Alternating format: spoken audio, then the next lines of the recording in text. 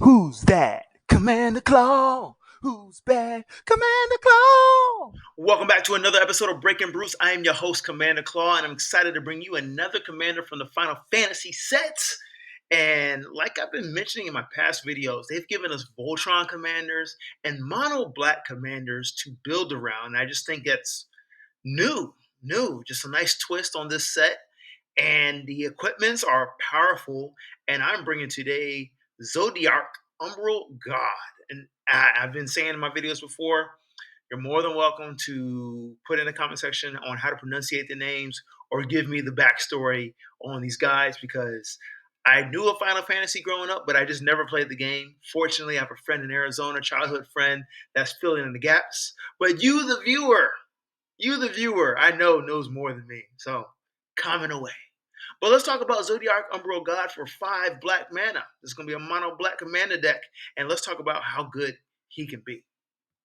5/5 body. Legendary God. He has indestructible.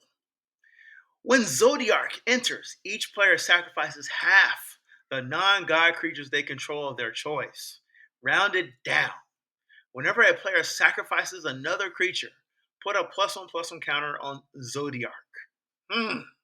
So we're going to make this, or I would suggest you build this as a Voltron commander, right? But the biggest thing you need to know is he's indestructible. Straight up, he's indestructible. He can only be exiled or be sacrificed to edict spells, right? So you're going to be going tall with this guy. You're going to slap players in the face with this guy. And when he enters, they got to sacrifice half their non-god creatures. And you get +1/+1 counters put on him. So he gets to grow bigger, and you eliminate their board. Commanders like this, opponents get smart, and they start putting out creatures strategically that need to be sacrificed. And this card is going to be better if you have some way to blink him so you can continuously make your opponents sacrifice half their non-god creatures. Otherwise, hey, this guy is just staying on the battlefield doing damage. So let's get into some cards that work well with him. We got Will of the Abzhan for 3 and a black sorcery. Choose one, or if you control your commander, cast a spell, you get both instead. It says any number of target opponents each sacrifice a creature with the greatest power among creatures that players control and loses 3 life. Okay, cool. So we're making our opponents sacrifice their creatures, and they lose 3 life. That triggers Zodiark. He gets +1/+1 counters. Great. Otherwise, his last ability, return target creature card from your graveyard to the battlefield. Powerful reanimator spell. Powerful. Now, I think this commander is super cool. I actually have a video on him. Fumulus the Infestation for 3 and a black. 2/2 body. Legendary creature. Vampire insect. Flying. Death touch. Whenever a player sacrifices a non-token creature, create a 1/1 black insect creature token with flying. Whenever an insect, leech, slug, or worm you control attacks, defending player loses 1 life and you gain 1 life. Well, guess what? Your Zodiark deck is going to have a bunch of, edict effects where your opponents have to sacrifice creatures.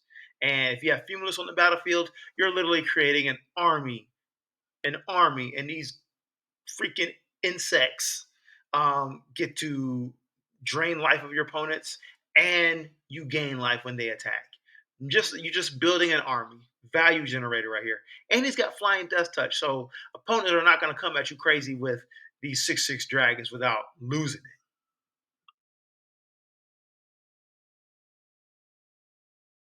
Now, I did notice it said, Zodiac said, hey, sacrifice half non-god creatures, right? So it made me think, why not make a god deck? Just you're gonna be mono black, so all the gods are gonna be black, right? So here's just a couple of them out here. There's 4 more that I didn't put on the screen just because I didn't have enough space. Well, I guess I could have made it smaller, but you don't want to squint your eyes on your mobile device. Um, but anyway, yeah, there's Akalots, the deepest betrayal, a cool bat god. There's Egon, god of death, just a regular god. There's Erebos. There's another version of Erebos I didn't put on here. He's indestructible also. And there's Tergrid. Everybody knows Tergrid by now. The freaking mono black commander that haunted everybody. Everybody.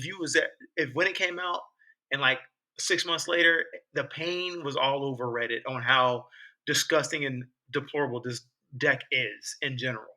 But anyway, just an idea, just generating ideas. Of course, you got to put in Grave Pact.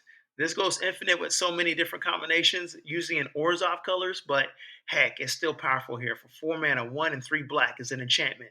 Whenever a creature you control dies, each other player sacrifices a creature. Hmm.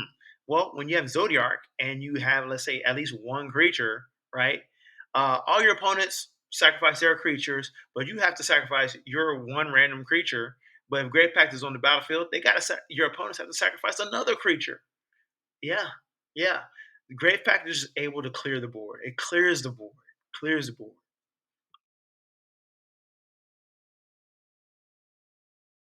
So Braids Arisen Nightmare. I've never made it a commander deck, but I did always add it in my 99 of a lot of my black decks. It's just it just creates value.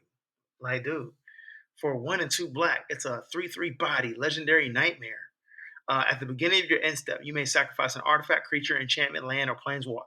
If you do, each opponent may sacrifice a permanent that shares a card type with it. For each opponent who doesn't, that player loses 2 life and you draw a card.